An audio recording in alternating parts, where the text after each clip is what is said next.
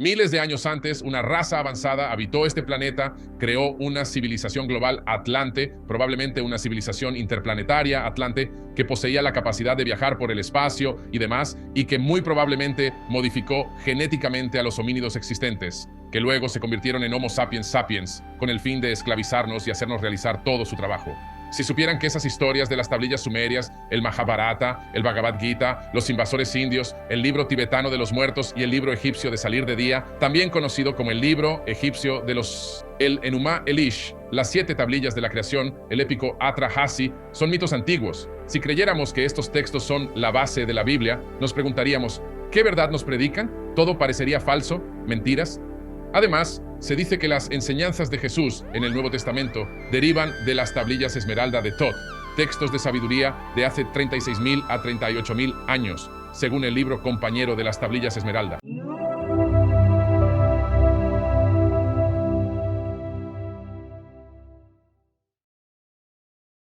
Doy la bienvenida de nuevo al programa al campeón Billy Carson. ¿Cómo estás, Billy? Hola, muy bien. Genial volver. Gracias por invitarme otra vez a tu increíble programa. Gracias por volver, hermano. Es que nuestra última conversación superó el millón. Ahora mismo va por 1.2 millones. Así que a la gente le gusta que tú y yo conversemos. Creo que lo programamos antes. Simplemente pensamos que teníamos que seguir hablando, pero luego se disparó, tío. La gente está emocionada. Esto es genial. Estamos difundiendo esta información. Sí, escucha, eso es lo más importante, que la gente comience a escuchar esta información para que se conviertan en investigadores autónomos, aptos para digerir, discernir y decidir por sí mismos con la información dada. ¿Qué opinan ustedes? ¿Qué emociones les suscita esto? ¿Y qué iluminación pueden obtener de ello? Esto es genial, hombre. Entonces, ya que la última vez que tuvimos nuestra conversación, tuve la maravillosa oportunidad de volar a Europa y pasar un tiempo en Italia. Así que demasiado gelato para empezar, y demasiado capuchino y toda clase de delicias allí. Pero mientras estuve allí, aproveché para visitar el Vaticano y la ciudad del Vaticano, y fue una experiencia realmente reveladora porque visité el Museo Vaticano, el cual es impresionante, ni siquiera es la palabra justa para describirlo. Hay tantas cosas en ese museo para la gente. Si nunca has estado, supongo que tú sí. Hay tantas esculturas que están amontonadas una junto a la otra. Cada sala está llena de ellas, simplemente colocadas una al lado de la otra. En otro lugar, cualquiera sería la pieza central. Claro, claro, sí, sí, tienen un exceso de riquezas. Y eso es lo que se dice. Eso era un exceso de riquezas. Vas caminando como, oh, Rafael hizo eso, y oh, Donatello hizo aquello, oh, Miguel Ángel hizo esa cúpula. Y piensas, y luego llegas a la Capilla Sixtina. Estaba exhausto cuando llegué a la Capilla Sixtina. Estaba como, ¿qué? Ah, genial, porque realmente hay tanto. Empezó a abrirme los ojos enseguida. Yo estaba como, wow, ¿cómo consiguieron todas estas cosas? Y no es solo tipo cosas cristianas, egipcias, elementos de Mesopotamia. Quiero decir, es una locura. Y luego entras en la Basílica de San Pedro y simplemente quedas asombrado. Es la iglesia más grande donde he estado, como si cada rincón. Simplemente piensas que en cada rincón hay como obras maestras de todos. Michelangelo, Donatello, todos estos personajes y, oh, está la piedad y estás mirando todas esas cosas y no sé si has tenido la oportunidad. ¿Fuiste bajo tierra a las catacumbas? No, no visité las catacumbas en ese lugar. Sin embargo, sí que visité las catacumbas en Alejandría, pero no exploré las que están en... No, las catacumbas de San Pedro es donde están todos los papas. Descendí a esa zona y todos los padres estaban allí al doblar en una esquina. Es el lugar de descanso de San Pedro, casi como los apóstoles. Una locura. Fue una locura. Así que mientras pasaba por todo esto, lo principal que pensé, y me encantaría saber tu opinión, es que esto tiene poco que ver con, todo esto tiene tan poco que ver con las enseñanzas de Jesús, con Jesucristo el hombre, y tiene mucho que ver con su propio poder, su propia influencia, y con mantener ese poder y esa influencia sobre el mundo. ¿Qué piensas al respecto? Oh, has acertado, la religión católica literalmente no guarda relación con sinceridad. Lograr un mayor sentido de la conciencia o la conciencia crística. Realmente todo gira en torno a ellos. E incluso, como por ejemplo, el Papa o el sacerdote de la Iglesia Católica, estés donde estés en el mundo, se supone que son el conducto, se supone que son Dios caminando en la carne. Ahora sabemos que todos somos dioses y Dios está en nosotros, pero ellos lo llevan a otro nivel, donde realmente creen que son el verdadero creador del universo caminando en una mentalidad de dominación, no de colaboración. Y es ahí donde todo se tuerce realmente. Y luego muchas de sus reglas y leyes y sus tradiciones solo persiguen generar ingresos monetarios, ¿no? Por ejemplo, entras y admites que hiciste algo malo y ahora te dicen, bueno, tienes que pagar una penitencia por esto y pagas esa penitencia y eso se supone que te libera de tu pecado. Entonces, con la mentalidad que han establecido es, oh, puedo salir aquí, puedo beber, puedo pasarla bien, puedo tener relaciones sexuales con quien quiera fuera del matrimonio, puedo violar todas las reglas del llamado cristianismo siempre y cuando entre aquí y hable con este tipo detrás de este confesionario invisible y puedo simplemente pago una suma de dinero y como por arte de magia, todos mis pecados son absueltos, quedando listo para un nuevo comienzo. Este proceso lo puedo repetir cada semana. De esta manera, me libro de tener que enfrentar las consecuencias de mis actos. Me permito vivir sin restricciones, como si estuviera en el salvaje oeste, ofendiendo a quien me venga en gana, para luego simplemente conversar con este sujeto. Han diseñado un sistema que les permite generar ingresos y amasar dinero, engañando a las personas para que crean que pueden deshacerse de sus propias responsabilidades y malas acciones con el simple hecho de pagar más dinero. Solo admitiendo algo a alguien en privado. En otro ejemplo, me encontraba en Nápoles y decidí visitar una de las catacumbas de la ciudad. Mientras conversaba con el guía turístico y que no, como, ¿qué es? ¿Cómo? ¿De quién es esto? Y como, oh, cualquier cosa cristiana encontrada en Italia es automáticamente propiedad del Vaticano. Acaban de descubrirla.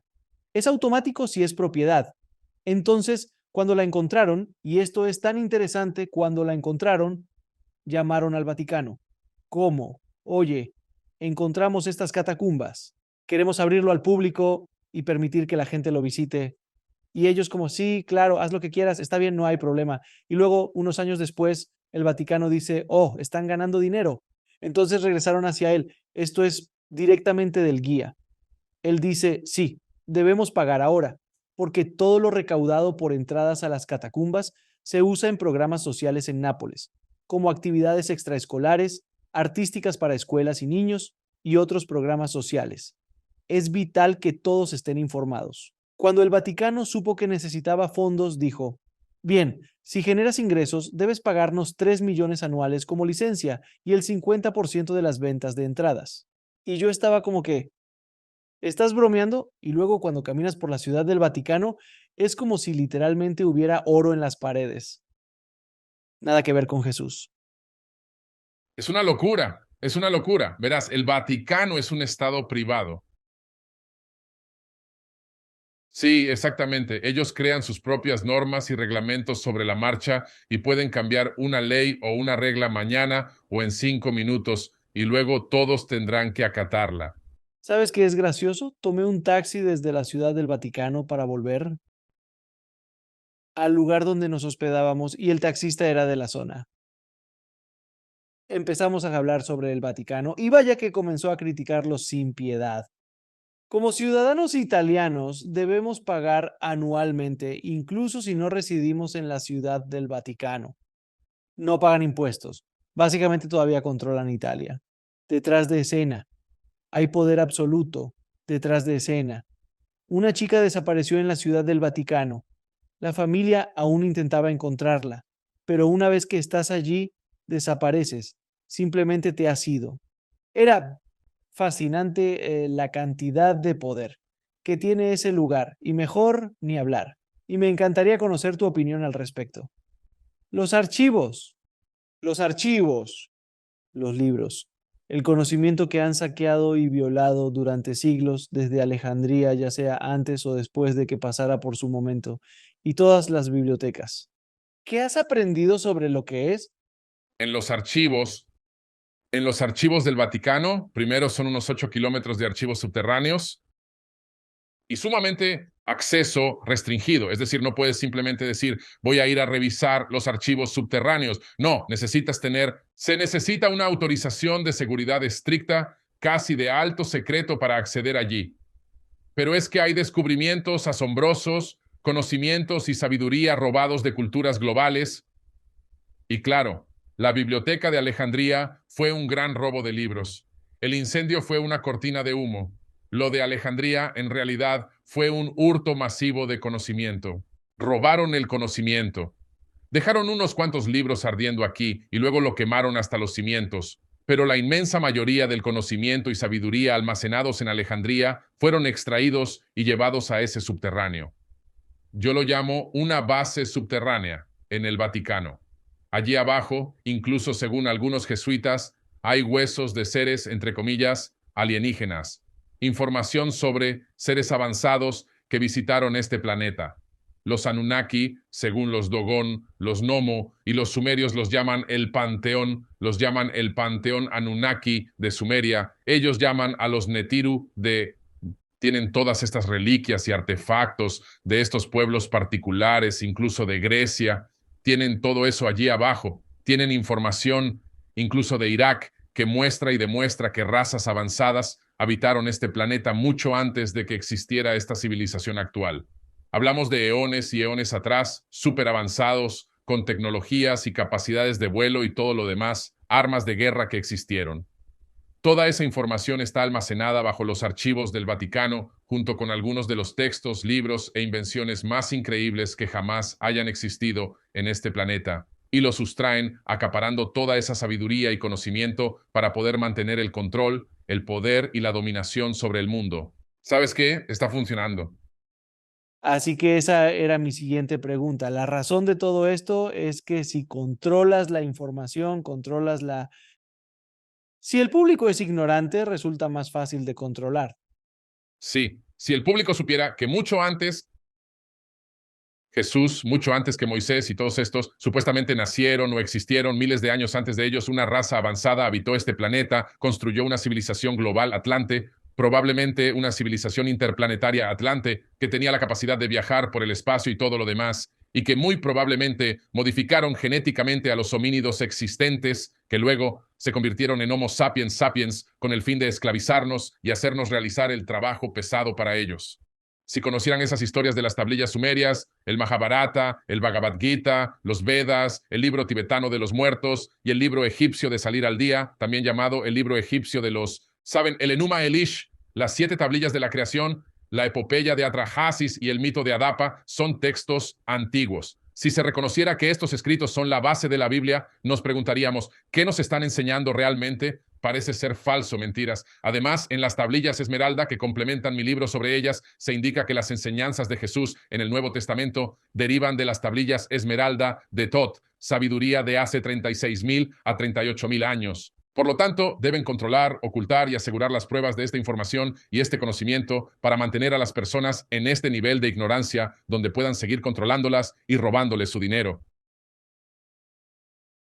Y esto es lo más extraño. Mientras conducía, sabes, fui a Roma. Me estaba quedando en Roma cuando fui a la ciudad del Vaticano y luego estaba cerca del Coliseo y pude ver el Coliseo. ¿Ves? Lo romano. Roma está en todas partes. Como Roma, Roma, Roma, lo romano, en todas partes. Y, hombre, no quiero sonar ignorante, hombre, pero fue la primera vez que fui a la ciudad del Vaticano y lo relacioné con Roma. Me quedé como, espera un momento. Iglesia Católica Romana, nunca lo asocié. Romano como el Imperio de Roma con el catolicismo, a pesar de que siempre se le ha llamado Iglesia Católica Romana. Simplemente nunca lo relacioné. Y esa fue la primera vez que dije, oh Dios mío, es cierto. Constantino, oh Dios mío, fue él quien convocó el concilio de Nicea en el año 325. Ellos se sentaron y dijeron, vale, debatamos qué es realmente Jesús. Así básicamente forjaron la mitología en el concilio de Nicea, ¿cierto? Sí, el concilio de Nicea se reunió, creó la mitología, añadieron a la historia, tomaron de muchos textos y tablillas antiguas y luego, de alguna manera, compilaron este libro al que quisieron llamar una Biblia canonizada. Exacto. Así que tomaron de aquí, de allá, de esta tablilla, de aquella, de esta escritura, de aquel papiro, de esta pieza no común. Nos gusta esto que sale de este texto de aquí, y luego, de alguna manera, todo culminó y lo remezclaron, le dieron su propio giro y se aseguraron de que la esclavitud estuviera aprobada. Vale, bien, queremos añadir eso. Hay que asegurarse de que la esclavitud esté aprobada porque la gente ya se esclavizaba mutuamente desde antes de los esclavos negros. Hablo de tiempos antiguos, la esclavitud ya existía, ya había esclavitud en Egipto. No es nada nuevo, sí. Y entonces tenías eso. Y claro, queremos recaudar mucho dinero, así que tienen que pagarnos. Tenemos que asegurarnos de tener el dinero. Tienes que hacerlo para pagar, ¿sabes a lo que me refiero? Y tienes que hacer el trabajo y tienes que traer las ofrendas porque nosotros mismos no vamos a salir a cazar ni a cultivar granjas ni nada de eso. Así que ustedes van a tener que traernos estas ofrendas. Las queremos ya cocinadas. Así que asegúrense de que sea una ofrenda quemada. Asegúrense de drenar la sangre. Asegúrense de que sea saludable para nosotros. Y tráiganos su cosecha más fresca, la primera, porque queremos la fruta más fresca y las verduras más frescas. No queremos lo rancio, queremos su trigo más fresco y los panes más frescos. Y así la gente bajaba y traía todo a la iglesia y lo donaba todo junto con el dinero que les quedaba. Y estas personas vivían como magnates, literalmente a costa de proxenetear el conocimiento y la comprensión de lo que sucedía y engañando a la gente para que creyera que tenían algún acceso a poder y conocimiento divino cuando en realidad eran proxenetas de alto nivel. Así es como los llamo, hombre, la ignorancia de la gente. Casi no se les puede culpar. Pero aún así, es como, ¿cómo puede ser que tantas masas de gente se levanten y caigan en la trampa? ¿Sabes? Sucede. Pero también hay que recordar la manera en que se movieron, cómo el concilio de Nicea estableció esto con Roma. Y Roma dijo, ahora vamos a dominar el planeta con esta religión. Así que combinaron sus creencias con el cristianismo, porque sentían que mantenerlo separado estaba creando demasiados. Había ira entre los bandos, deseando un choque directo. ¿Sabes? Fusionaremos todo, mezclaremos nuestras creencias con las suyas, creando una religión nacional. Donde se estaban descontrolando y Constance dijo, mira, seré cristiano, seré cristiano. ¿Seré cristiano? Hagámoslo todos, chicos, yo seré cristiano. Vamos por aquí. Pondremos un papa. El papa, él habla con Dios todos los días. Los obispos, ellos hablan con Dios cada pocos días. Los cardenales, ellos hablan con él quizás una vez al mes, 2 veces al mes, y los sacerdotes hablan con ellos de vez en cuando. Pero es algo ordenado. Pero estamos con ustedes porque los cristianos empezaban a descontrolarse un poco, así que necesitaban controlarlos. Sí, es necesario controlarlos. Entonces, si no puedes vencerlos, únete a ellos. Esa es la mentalidad, ¿cierto? Combinaremos algo de lo nuestro con lo suyo. Crearemos un remix. Pero ahora viene el truco. Mientras Roma estaba en su aventura global, intentando dominar y conquistar el planeta, en todos los lugares a los que iban, instauraban e implantaban este cristianismo católico en esas áreas. Pero así es como lo hacían. La gente cree que el cristianismo se difundió por amor. ¿Y las buenas nuevas? No, se propagó por violación, masacre, asesinato y matanza, cruzada. Al llegar a tu ciudad, tomaban literalmente a mujeres y niños. Tomarían al líder de esa aldea o lo que fuera, demostrarían que todos ustedes se someterían a nosotros, seguirían esta religión, hablarían nuestro idioma y harían un ejemplo de alguien y luego todos los demás seguirían el ejemplo. Y si no lo hacían, entonces dirían, bueno, les vamos a dar un montón de estos instrumentos de tortura. Tenían la lanza del Papa, ¿verdad? Que todavía está en los museos ahora, que la introducían en las partes íntimas de una mujer y explotaba en su interior. Tenían este triángulo pirámide con una punta en la cima y subían y vallaban a un hombre en ella, dejándola penetrar por su puerta trasera una y otra vez hasta que moría. Y con todos estos mecanismos de tortura, torturaron y mataron a más de 80 millones de personas a lo largo de 700 años, bajo la orden de los papas, para difundir el amor y la paz en el cristianismo por todo el planeta. Pero una vez más, todo está bajo la autoridad de Roma. Es una conquista global para difundir y recaudar dinero. Se hizo todo a través de derramamiento de sangre y tortura, no por amor y paz. Ama a tu prójimo y trata a los demás como no querrías que te tratasen a ti, pero asegúrate de traer un cheque, efectivo o usar Venmo. No recuerdo que Jesús dijera esas cosas. Es fascinante. Ves todo esto al entrar. A propósito, no sé cuántas iglesias habré visitado, probablemente unas 30, porque están por todas partes en Italia. Es que no puedes evitarlo, en cada esquina. Hay una iglesia enorme y luego, a 2 cuadras, hay otra iglesia y hay iglesias por todas partes. Y en cada única iglesia en la que entré, no importa lo modesta que pareciera por fuera, entras, obras maestras en las paredes, en los techos, increíble. No importa a dónde fueras, era. Nada que ver con aquí en los estados. Aquí entras a algunas iglesias y son muy sencillas. Y no existe tal cosa como una iglesia sencilla en Italia. Entonces tú, siendo una persona ajena a las costumbres del campo o del pueblo, paseas por la Basílica de San Pedro sin comprender nada. Debes creer que Dios está aquí, simplemente es así. Tan grandioso. Me considero bastante culto. Al entrar quedé maravillado, realmente impresionado. Podría decir, vaya, si no conociera más al respecto. Podrías caer fácil en esto. Y luego ni hablemos de la campaña de marketing de contratar a cada gran maestro, artista de los últimos 500 años y encargarles. Por eso cada vez que entras a un museo, casi siempre, por lo general, es siempre Jesús o alguna representación religiosa, porque el Vaticano pagó por todo eso, ¿verdad? ¿Estoy en lo cierto? Exactamente. O definitivamente. Sabes, incluso la representación de Jesús cambió al rostro que se convirtió en la imagen popular a nivel mundial. Ese era en realidad César Borgia, que de hecho era uno de los hijos de un papa y mató a su propio hermano para intentar tomar su lugar. Este tipo era simplemente un gobernante malvado, brutal y asesino. Su padre encargó al artista que lo pintara, su imagen, como la imagen de Jesús. Y esa imagen sigue propagándose por el planeta hasta el día de hoy. Así que la imagen a la que mucha gente reza no es el Jesús que creen, sino en realidad un asesino nato. Es verdad, aquello no era más que propaganda. Era la clase de propaganda típica de aquel tiempo. Obras maestras de la pintura, frescos y cosas por el estilo. Esa era la propaganda de aquel entonces. Eso es todo, la única forma en que podían difundir mensajes así. Así que por culpa de este artista.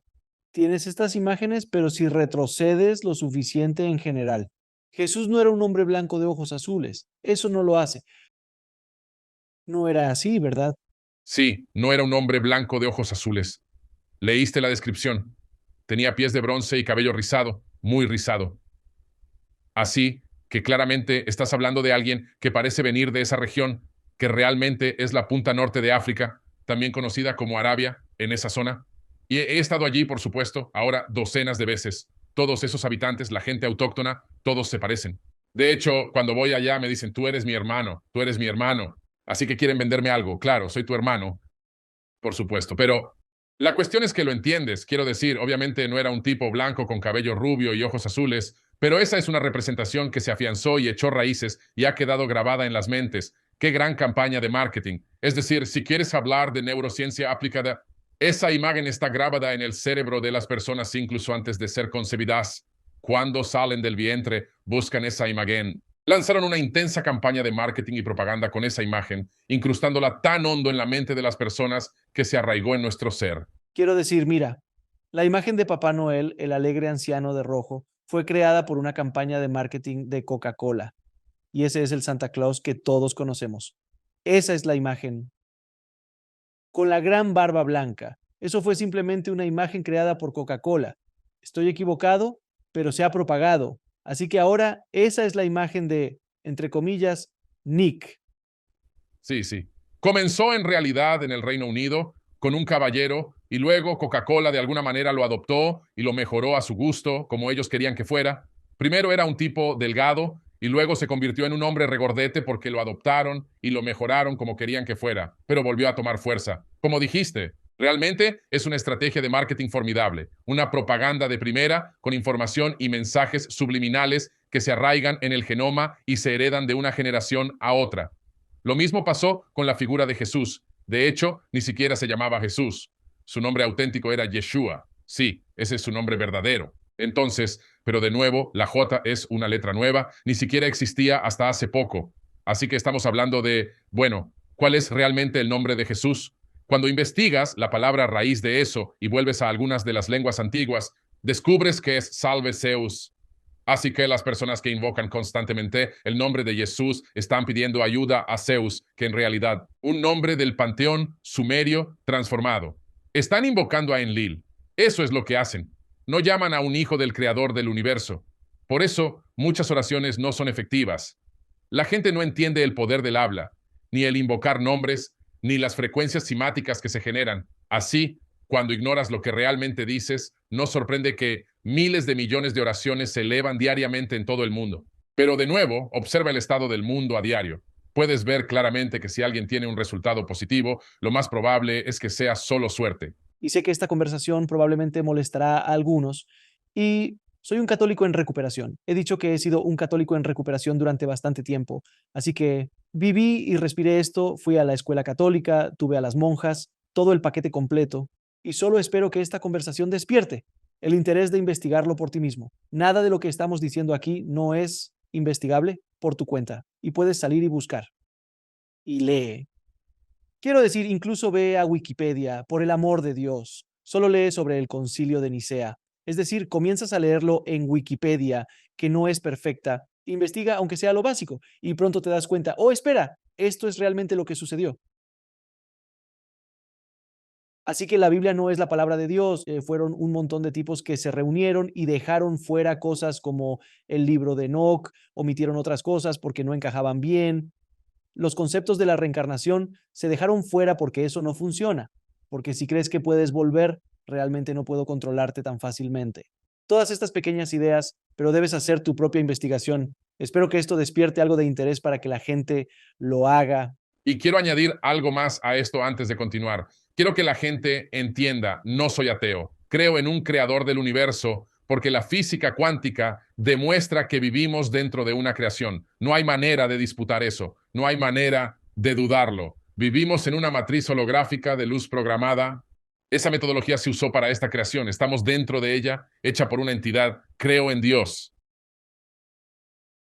Creo que la versión bíblica no se refiere específicamente al creador del universo. Son palabras humanas, sobre humanos, manipuladas para representar a Dios. Además, la palabra Dios en la Biblia está mal traducida, quizás intencionadamente. La palabra original es dioses, en plural. Donde dice Dios en singular, debería tener una S al final. Por lo tanto, hay mucho en juego con esta interpretación. Ha quedado muy manchado por el hombre, pero sí creo que existe un Dios. Pero de nuevo, tienes que investigar todo en lo que crees, especialmente si buscas esta información para que te guíe hacia la eternidad. Deberías conocer cada pequeño detalle al respecto. No deberías simplemente aceptarlo. De hecho, en lugar de tomarlo de alguien que está en un púlpito, deberías ser tú mismo el experto. Al fin y al cabo, es tu propia eternidad y verdad. Y luego también el problema que muchas personas tienen con justo lo que acabas de decir es que piensan, bueno, mis padres me lo dijeron y ese amable señor que es mi sacerdote me lo dijo y toda mi familia. Escucha, al final del día, investiga por ti mismo y lo que te conecte mejor con el Creador. Si ir a la iglesia todos los días con una comunidad para rezarle a todo un Creador funciona para ti, que Dios lo bendiga. No le haces daño a nadie. Oye, hombre, haz lo tuyo. Pero si tienes algo de interés en estas ideas, intenta investigarlas por ti mismo, porque puede que no sea agradable. No lo fue para mí cuando empecé a recorrer estos caminos. Quiero decir, en mis veintes.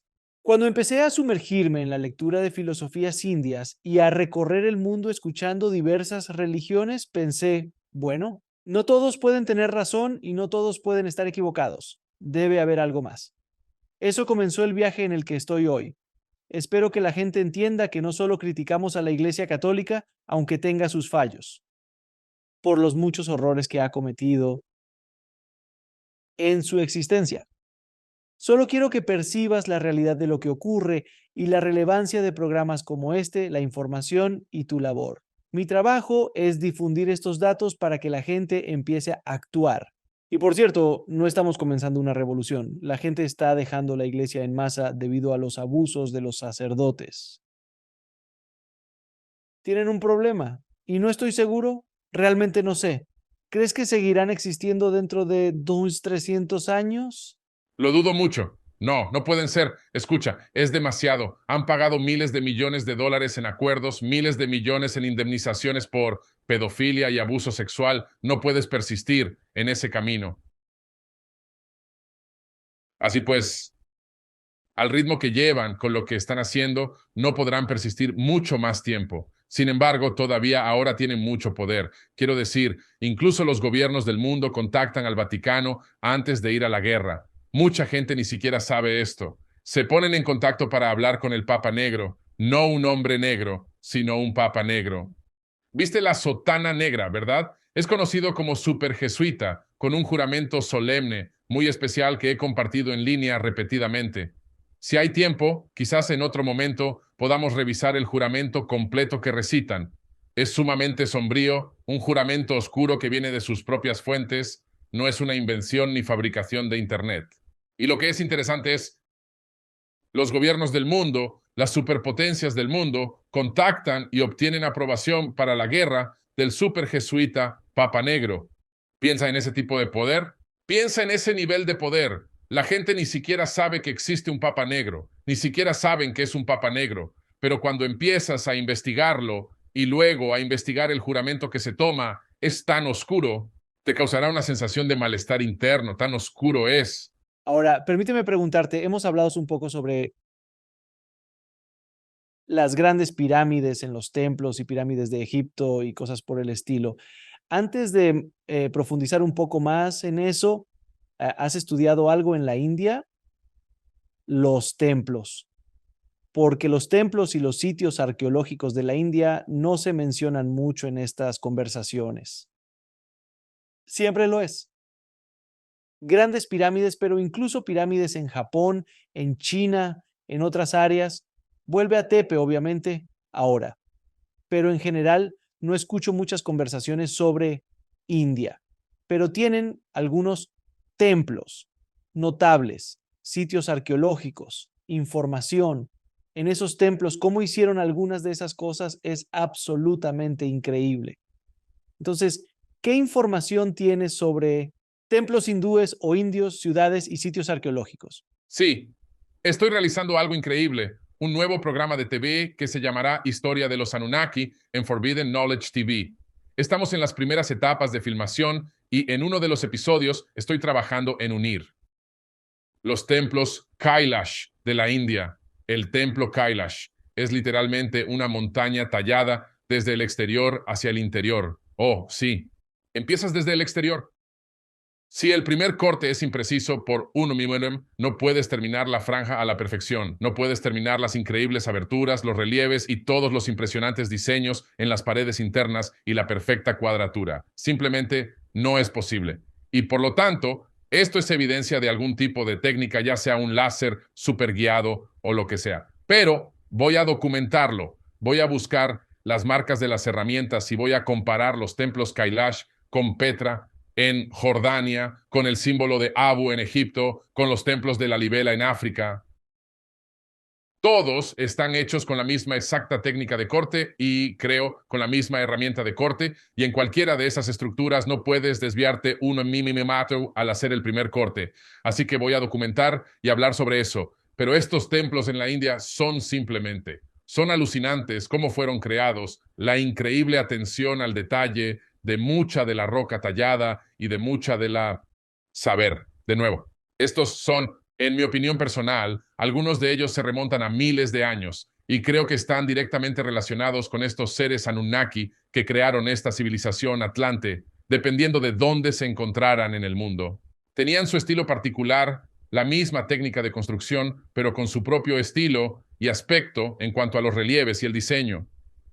Y creo que la India fue un lugar donde definitivamente caminaron entre los hombres y construyeron algunas de las estructuras más increíbles que existen en el planeta. Como dijiste, apenas se habla de ellas, pero iré allí el próximo año para documentarlas, unir todas las piezas y conectar los puntos. Lo interesante de los lugares de los que hablas, sé exactamente a cuál te refieres. Y para la gente que escucha, es literalmente como imaginar que construiste un templo, y templo ni siquiera es una palabra que usaría para estas cosas, y lo esculpiste de una montaña como una sola pieza, así que es completamente sólida. Tuve la oportunidad de ver el David. Eso fue esculpido de un solo bloque sólido de mármol. Y eso es impresionante como el infierno. Me refiero a que te sientas frente al David y dices, Jesús, es una locura. Ahora haz eso con una montaña. Y cada detalle pequeño debe estar cortado o tallado perfectamente porque algunas partes dentro del templo, porque puedes caminar dentro de estas estructuras que han sido esculpidas de la montaña. Imagina, solo intento pensar, vale, entonces un tipo comienza a tallar aquí arriba y empieza a cincelar allí y todo es perfecto. Y cuando entran comienzan a cincelar y no se pasaron de largo y rompieron un agujero en el techo o algo por el estilo. Todo es perfecto. No podríamos hacerlo hoy, siquiera lo intentáramos. Todos siempre hablan de si podríamos construir las pirámides hoy en día. ¿Podrías? No lo sé. Probablemente no de la manera en que lo hicieron, no con esa precisión, no ese tipo de ingeniería precisa, pero esto es literalmente imposible. No existe tecnología moderna para eso. ¿Estás de acuerdo? Es como si intentaras levantar bloques de 20 a 80 toneladas de granito. Tal vez podrías construir las pirámides, pero eso es un gran sí. Sin embargo, esto, definitivamente. Y no es solo uno de ellos, por todo el complejo entero. Es todo un complejo, sí. Y es que lo hicieron porque era fácil. Verás, hicieron esto porque era fácil. ¿Te imaginas el proceso de excavación en el mundo actual? ¿Cuánta masa de roca y piedra habría que excavar? Bien, ¿y dónde está ahora? Eso en sí mismo es un paradigma asombroso, pero pudieron hacerlo y lo hicieron con facilidad. Así que sí, iré allí para documentar estos templos, estas estructuras antiguas y establecer conexiones entre las mismas técnicas de construcción utilizadas alrededor del mundo. En mi nueva serie de televisión será increíble y la gente debe verla. La historia de los Anunnaki está llegando. ¿Qué está dentro? Petra y Jordania, que si no me equivoco, utilizaron Petra en la última cruzada, ¿verdad? Indiana Jones y la última cruzada cuando entran para buscar el Santo Grial. Eso es Petra. Así que para todos los que escuchan, eso es lo que es Petra. También está tallado en una montaña, ¿verdad? Sí, correcto. Tallado en una montaña. Además, no puedes desviarte ni un milímetro cuando haces tu primer corte y debes tener precisión porque lo más importante, como dijiste, estos lugares, estas estructuras, tienen habitaciones y aberturas. Así que ahora realmente tienes que entender el material con el que estás trabajando y tienes que comprender, es esencial comprender la gravedad, el peso y los factores de estrés para evitar el riesgo de colapso. Debes poseer conocimientos avanzados en construcción y de los materiales utilizados. Es clave saber cuánto peso y presión aguanta una viga, cómo se dispersa el peso sobre el área de una cantidad de masa específica. Al crear una apertura, todo debe calcularse con precisión o la estructura se derrumbará y el trabajo será en vano. Es una locura. Y además, ¿a dónde fue a parar la roca? ¿A dónde fue la roca? Porque mira, ¿a dónde fue la roca? Y esto es como dijiste, hay todo un complejo en esto. Digamos que lo hicieran con las técnicas que tenemos hoy, lo cual sería una locura. Básicamente tendrías que tener miles de Miguel Ángeles corriendo por todos lados, tallando a la perfección todo el tiempo. ¿A dónde fue la roca? Esa enorme cantidad no la trasladaron a ningún sitio. No está en ningún lugar a cientos de millas de esas áreas porque allí deberían estar las rocas. No las pulverizaron en polvo. Y si lo hicieron, eso sería la tipo, ¿dónde está? ¿El gato? Cuando estuve en las catacumbas de Nápoles, te refieres a eso porque está bajo tierra. Y creo que era romano. Empezaron siendo romanas y tuvieron múltiples generaciones de personas intentando construir sobre ellas. Y cuando miras dentro, es hermoso, pero es muy tosco. Quiero decir, nada es perfecto. Solo hay huecos donde iban los cuerpos. El techo es más natural. No es perfecto, es tosco. Y estamos hablando de hace 1000 a 1200 años, una era de tecnología extremadamente rudimentaria para construir esto que era básicamente trabajo de alguien con métodos muy simples, entrando y simplemente tallando cosas. Y supongo que incluso podría haber habido un pequeño hueco para empezar, como si ya hubiera una cueva allí abajo y comenzaron a construir a partir de eso. Sí, porque no es como una roca. Así que de lo que estamos hablando es que simplemente no puedo entender cómo empezaron a hacerlo. En tus sueños más salvajes, ¿cómo crees que fue? Bueno, creo que han descubierto una forma de comprimir quizás los átomos hasta el punto de eliminar el espacio vacío entre ellos. Imagina, por supuesto, sabemos que los átomos están compuestos en un 99.99% de espacio vacío. Para darte una idea de lo que eso significa, podría tomar a los 8.000 millones de personas en la Tierra y eliminar el espacio vacío dentro de sus átomos. Podría meter a todos en un cubito de azúcar. Así de vacío está el espacio entre los átomos. Ahora, imagina que tienes la capacidad de eliminar ese espacio vacío en los átomos de esas piedras y rocas, donde en lugar de tener que excavar miles de millones de toneladas de roca o cientos de miles de toneladas, ahora simplemente eliminas el espacio vacío en sus átomos y los comprimes hasta convertirlos en partículas de polvo absolutamente diminutas que seguirán siendo pesadas porque la masa seguirá ahí, pero el tamaño será mucho menor. Y luego podrías utilizar algún otro tipo de tecnología avanzada para sacarlas de allí, o quizás simplemente dejarlas ahí. ¿Quién sabe? Pero esa podría ser una manera en que lo hicieron. Tienen algún tipo de herramienta de corte láser súper sofisticada, que ya está configurada en algún tipo de programa, que ya forma parte de algún sistema informático, que tiene un diseño o esquemático preestablecido, un plano para este tallado y corte, y actúa como algún tipo de máquina que entra y realiza todo este trabajo increíble y luego todo lo demás es simplemente, la excavación simplemente se colapsa. Partículas pesadas, muy pesadas, pero aún así partículas. Así es como creo que posiblemente lo hicieron. Pienso que eso podría ser incluso el futuro de la gestión de residuos. Imagina, en lugar de tener montones y montones de basura, simplemente utilizas la capacidad de eliminar el espacio vacío en los átomos y puedes convertir 100.000 toneladas de basura en un par de migajas. Es como una tecnología de impresión 3D, pero en lugar de imprimir, talla. Casi una tecnología de tallado 3D. Exactamente dónde lo construyen. Eso es absolutamente fascinante. Ahora, permíteme preguntarte, ¿cómo crees que esta tecnología o estos templos en la India, porque tú lo haces, muestra estos templos y lugares en la India están conectados con las pirámides, con Petra y con otros, incluso Mesoamérica? Sí, una de las conexiones más grandes que puedes establecer es con los templos ubicados en la India y literalmente en todo el mundo. Cuando observas la red del campo magnético terrestre, el mapa que te muestra dónde el campo magnético emerge de la Tierra y crea la magnetosfera, encontrarás que en los lugares donde convergen muchos de estos campos magnéticos, De la Tierra.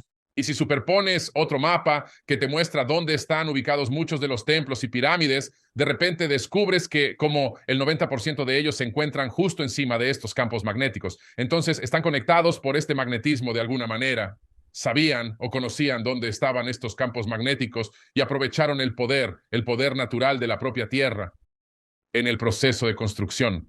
Así que de alguna manera era tan importante que aprovecharon el campo magnético potencialmente para encontrar una manera de invertir el giro del átomo, para quizás reducir la gravedad de algunas de las piedras. Hay algo en donde estos campos magnéticos funcionaban junto con su tecnología, a la cual no tenemos acceso, que ya se ha perdido, pero creo que su tecnología funcionaba en conjunto con el campo magnético de la Tierra, porque tienes estas estructuras súper megalíticas justo encima de ellos. Incluso mira en Líbano, en Baalbek. Digo, tienes piedras súper megalíticas encima de otras piedras mesolíticas. Y la única manera de hacerlo es mediante algún tipo de técnica de antigravedad o materialización, pero de nuevo, justo encima de un enorme campo magnético. Las pirámides de la India están unidas a otras por campos magnéticos. Ahora, tengo que preguntarte esto, porque esto es algo más. Observé cuando estuve en Francia y cuando estuve en Italia que en casi todas las ciudades que visité había un obelisco egipcio en el centro de la ciudad. Y no estoy hablando del Vaticano, existe uno en Roma. Sí, hay uno. De hecho, hay varios en Roma. Luego viajé a Bolonia. También encontré uno en Bolonia. Existía uno en... Y yo estaba en Francia, ¿sabes? Solo conducía por allí. ¿Cómo? Porque hay obeliscos egipcios por todas partes. Incluso hay un obelisco, el gran obelisco en... El monumento a Washington es un obelisco enorme en la ciudad principal. ¿Qué contienen estas cosas allí? Los obeliscos son reliquias de una antigua edad dorada, donde se compartió abundante sabiduría y conocimiento de los albañiles. Estos eran plenamente conscientes de su importancia.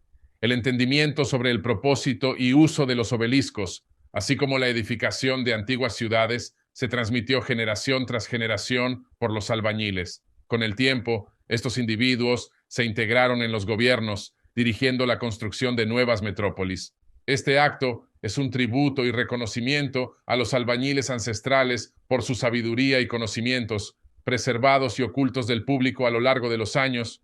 El obelisco era un receptor inalámbrico para electricidad y frecuencias sonoras, y así la Gran Pirámide, por ejemplo, generaría esta electricidad inalámbrica que se dispararía desde el vértice. Los obeliscos, todos de granito cristalino, capturarían esta electricidad ambiental de la atmósfera.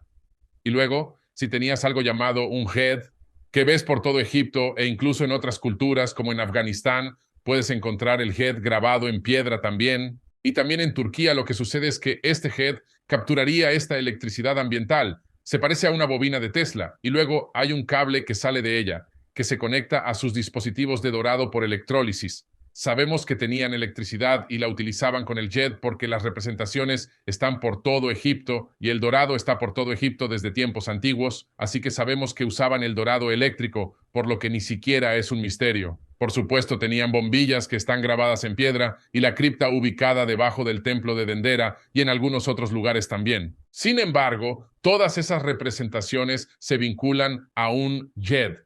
Este head recibiría energía inalámbrica de los obeliscos que actuarían como pilares de poder. Y por eso lo han tomado como un arquetipo y una metáfora para colocarlo en su localidad, para decir, oye, tenemos poder, porque eso es lo que hacían en la antigüedad, están exhibiendo su poder.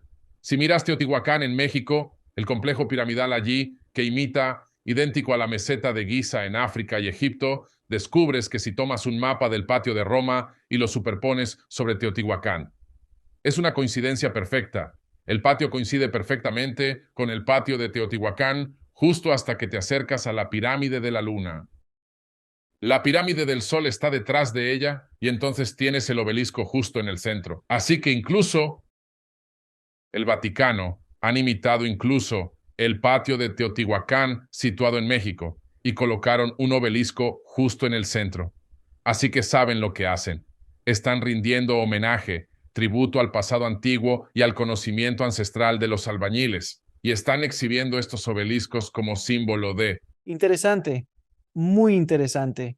Y otra cosa que resultó interesante es que mientras investigaba más sobre la Gran Pirámide, no solo nunca encontraron jeroglíficos en la Gran Pirámide, así que toda la idea de la tumba es ridícula. Una idea que ha perdurado de un par de tipos blancos de los años 1800 que dijeron. Pero aunque nunca encontraron a nadie muerto, allí ni jeroglíficos. No sé tú, pero si yo hubiera construido una pirámide, los egipcios eran de los que les encantaba hablar de sus cosas, y sus jeroglíficos están por todas partes. Pero aún así, en las pirámides, ninguno. Así que eso es interesante.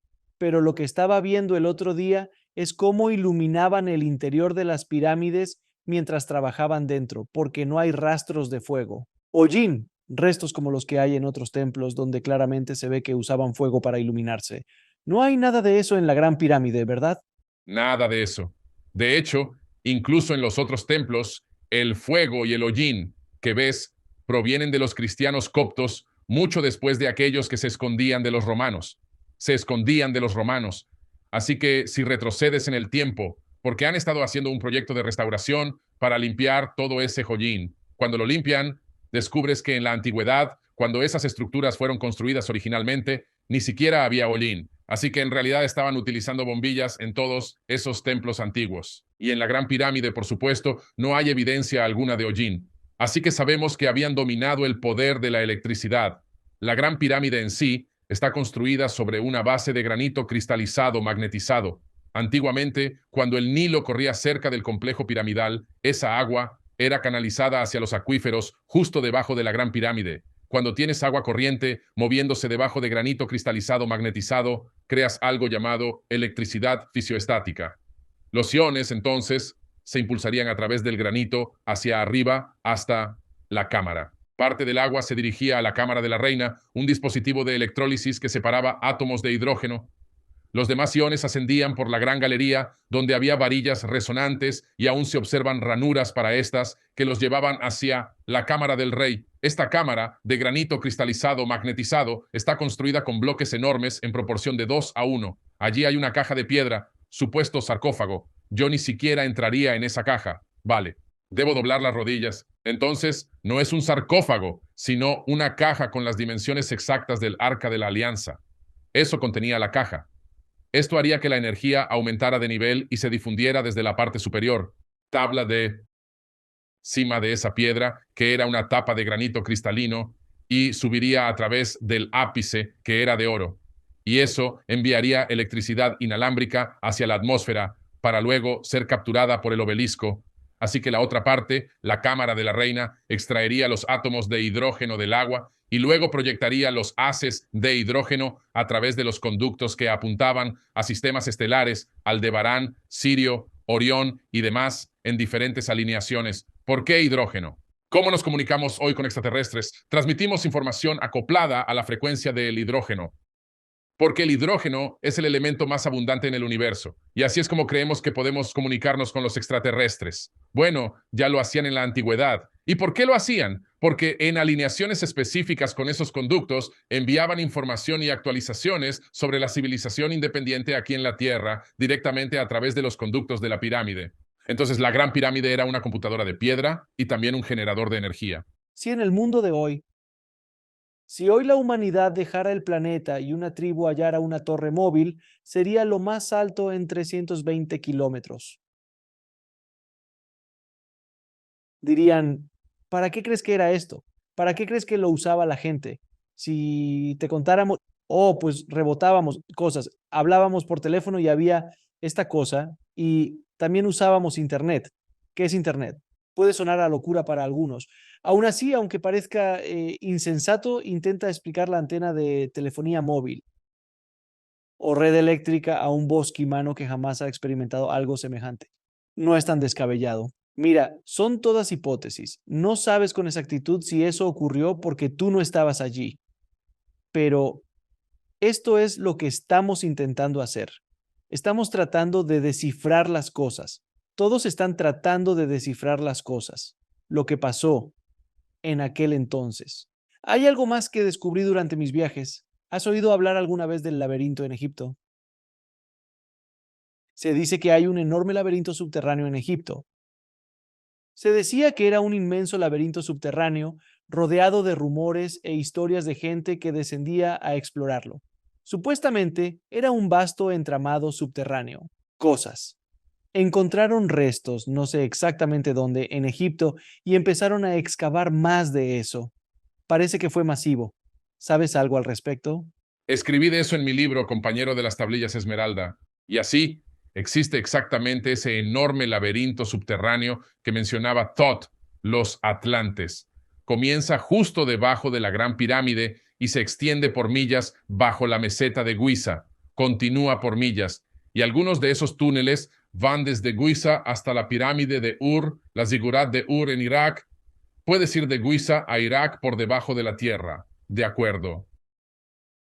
Este laberinto es enorme y para construirlo y saber a dónde vas, tienes que tener un concepto ideal, desde una perspectiva aérea, de cartografiar y entender ángulos y grados. Y por supuesto, de nuevo, conocer el material para evitar un derrumbe.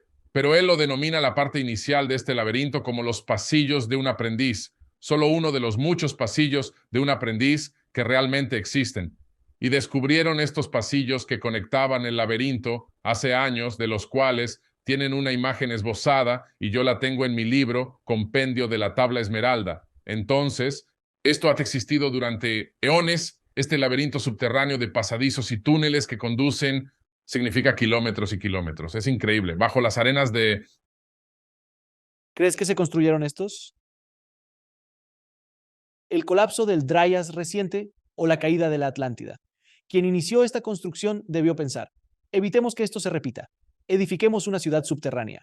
Si algo sucede arriba, tendremos una chance de sobrevivir abajo. ¿Piensas que esa fue la motivación? Sin duda alguna, creo que fue construido definitivamente después del Dryas reciente. Es posible que incluso conocieran ese periodo o tal vez tenían conocimiento anticipado del impacto de ese asteroide que estaba por llegar. Y para crear una catástrofe inminente, un evento de extinción, pudo iniciar la construcción de refugios subterráneos. Así, en Turquía, en esa época, surge Derinkuyu, 30.000 personas viviendo bajo tierra con 14.000 conductos de ventilación. Tienes otras áreas a lo largo de Turquía que se extienden hasta el Medio Oriente, donde la gente ha construido estos refugios subterráneos capaces de albergar a miles de personas bajo tierra, con conductos de ventilación por todas partes. Tienes el laberinto bajo Giza que se extiende por kilómetros y kilómetros, donde una persona puede literalmente viajar de un lugar a otro sin necesidad de salir a la superficie. Y luego, en las Américas, tienes la historia de las tribus indígenas sobre estas personas que los llevaron a estas cavernas subterráneas para esconderse de algo. Nunca especificaron exactamente qué era, pero para esconderse de algo y les salvó la vida. Así que debió haber sido parte de esta catástrofe que ocurrió. Pero de repente, alrededor del mundo, en la misma época, en varios continentes, puedes ver que la gente se estaba yendo bajo tierra, casi un conocimiento ajeno de este evento global. Evento catastrófico inminente. ¿Qué materiales están utilizando? En este subterráneo complejo en Egipto, ¿qué tipo de materiales estaban tallando allí? Es la piedra que ya está allí abajo, así que sea arenisca o lo que sea que haya, la entendían, saben cómo. Y lo interesante es que cuando miras algunos de, como si entras al Serapeum, que yo llamo las salas de Enki, ¿cierto? Eso está bajo tierra en Saqqara. Cuando ves los arcos perfectos que están tallados y los nichos tallados, de nuevo, esto es casi como Kailasa. Lo que sea que hicieran, sabían cómo cortar esta piedra de una manera en que casi la vitrificaron mientras cortaban. Mientras cortaban este túnel subterráneo, lo vitrificaban al mismo tiempo con altos niveles de calor, lo que reduce la cantidad de extracción de masa, ladrillo y roca que necesitan sacar, porque en realidad estás quemando y cortando mientras perforas al mismo tiempo. Y esto produce cortes perfectos que son evidentes en el Serapeum de Saqqara. Así que creo que utilizaron exactamente la misma técnica. Parecen salas gigantescas y cuando ves la imagen que se dibujó de la que se descubrió bajo Giza, salas gigantescas perfectamente arqueadas subterráneamente con la roca existente que ya está allí. Mucha gente habla de las ideas de que, oh, movieron estos gigantes de 20 toneladas, 40 toneladas, 60 toneladas, bloques, utilizando caballos o personas y otras cosas. Es ridículo. Es ridículo, pero se podría discutir. Pero una vez que llegas a estos obeliscos que pesaban 100 y 2150 toneladas, la madera ya no funciona. Ya no puedes mover esas cosas. En ese punto, con madera y poleas, ya no resulta posible llevarlo a cabo. También he estudiado algo así como estos de obeliscos que jamás emergieron del suelo y grandes fragmentos de otras cosas que no lo lograron. Pero las marcas de taladro y huellas de herramientas son tan precisas que parecen algo que podríamos tener hoy en día en algunas zonas. Ni siquiera sé si teníamos algo así, incluso se podía ver dónde cortan el granito o la piedra y es como, ups, luego retroceden y es como, oh, disculpa, corté la zona equivocada. ¿Qué opinas sobre eso? Ya en aquel entonces contaban con herramientas de alta tecnología capaces de cortar granito sólido, y también disponían de algún tipo de herramienta de grabado láser para esculpir todos los jeroglíficos, porque cada uno es extremadamente exquisito y perfecto. Como que no hay errores o cielos, sin querer, son perfectos. Y luego la historia que quieren contarte es que tomaron esta cosa de 10 toneladas y la arrojaron en la parte trasera de un barco y la llevaron río abajo. Ahora no, eso no sucedió, no ocurrió. ¿Utilizaron alguna forma de levitación o antigravedad o algo que ayudó a reducir el peso del objeto? Y lo interesante es que cada vez que yo a estos lugares, levo una brújula de las antiguas y cuando te acercas a ciertas áreas de la piedra, de repente la aguja empieza a moverse. Te preguntas por qué se mueve la aguja. La aguja no debería moverse. No estoy cambiando mi dirección, pero cuando me acerco a esta piedra, la aguja comienza a moverse. Algo le han hecho a los átomos de esta piedra para revertir la polaridad. Entonces, debieron tener algún tipo de tecnología, ya sea de frecuencia o magnética, de alguna manera alteraron la estructura atómica de la piedra, posiblemente hipótesis, para hacerlas más ligeras, para poder maniobrarlas, tal vez no completamente sin peso, pero de alguna forma que les permitiera moverlas sin romperlas por todos lados. He escuchado que en otras conversaciones mencionas las propiedades curativas de los templos de Egipto. ¿Podrías expandir sobre eso? Ah, sí. Mira, hay un templo allí que estamos intentando encontrar. Lo vi en 2014 y no hemos podido obtener el nombre, pero hay muchos a los que puedes ir.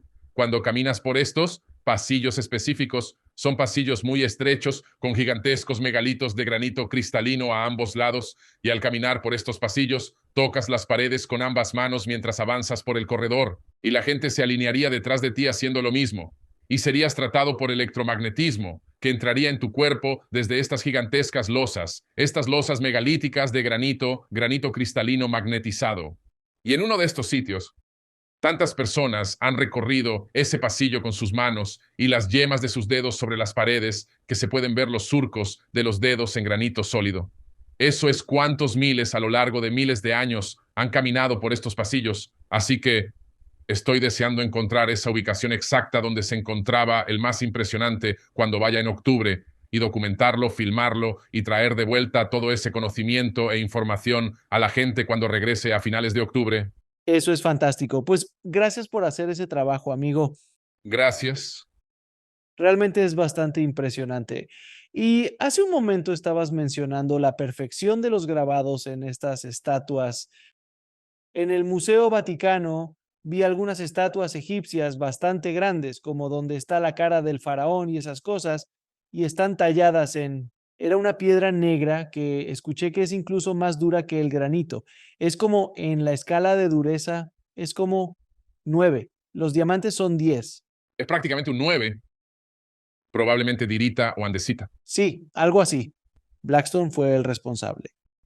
Y la cara de estos está tan perfectamente equilibrada. Parecen literalmente idénticos. De izquierda a derecha puedes intercambiarlos. Parece un espejo completo. Eso no se puede realizar a mano, ni siquiera Miguel Ángel sería capaz. Es simplemente imposible. La precisión que hay ahí es matemática. Hablamos de centímetros y de unidades menores que centímetros. Parece algo que, si lo cortas por la mitad, es un reflejo exacto de sí mismo. ¿Cómo podría alguien siquiera imaginar que eso fue hecho a mano? Y cuando ves la obra, simplemente la forma del vestido o de lo que llevaran, ya sean faldas o los detalles de su vestimenta. Tantos detalles. ¿Cómo, tío? ¿Cómo? Y de nuevo, es tan exquisito. Adelante. Iba a decir que solo puedes formular hipótesis de un par de maneras. Una, obviamente, es algún tipo de herramienta guiada por láser que ya tenía un programa informático para grabar un rostro específico. Si no es un láser, quizás sea algo similar al láser.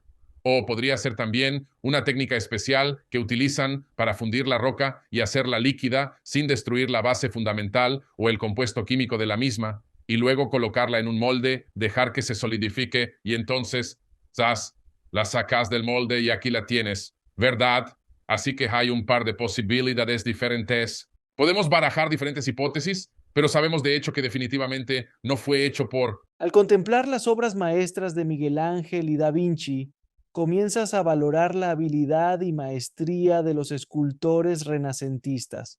Son creaciones impresionantes, tío. Realmente es un trabajo extraordinario, pero ellos no son perfectos, tampoco pretenden serlo. Exacto. No se busca ese estilo de escultura, casi como de computadora.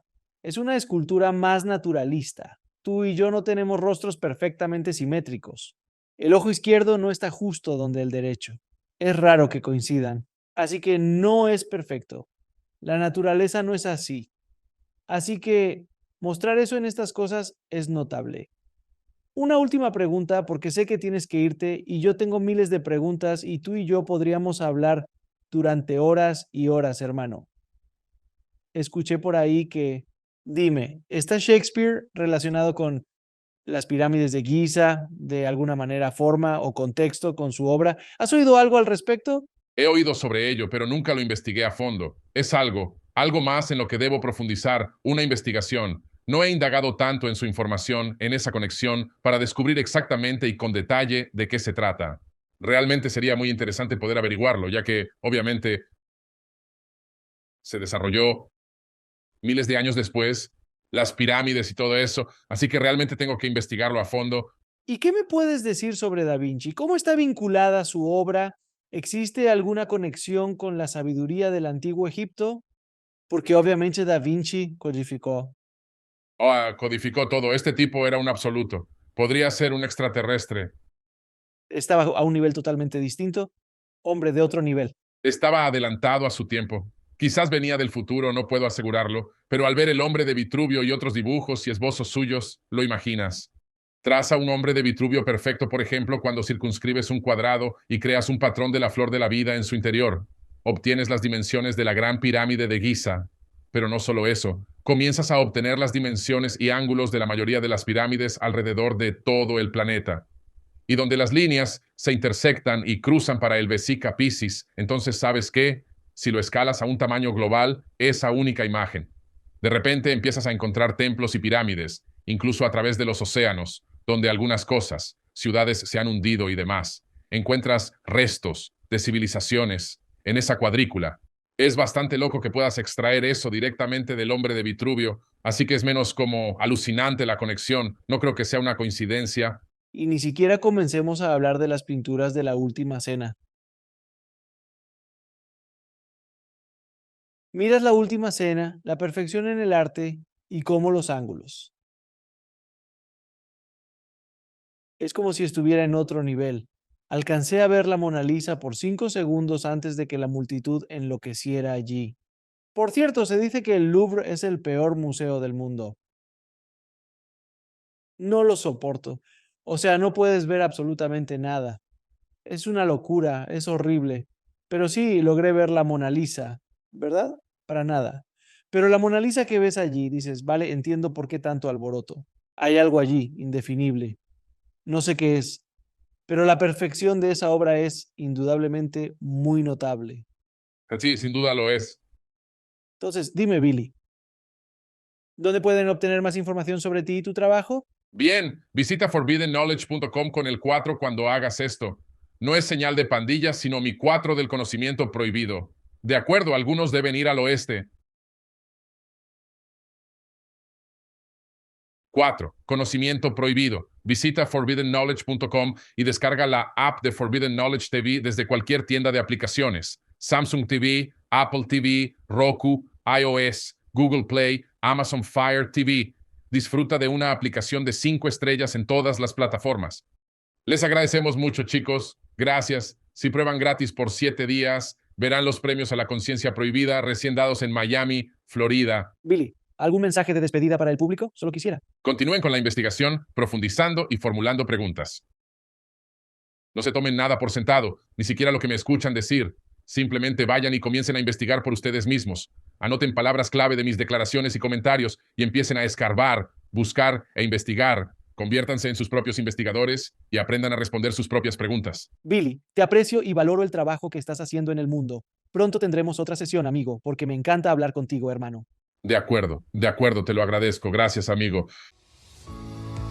Gracias por vernos. Haz clic en uno de los siguientes videos para continuar tu viaje y no olvides suscribirte.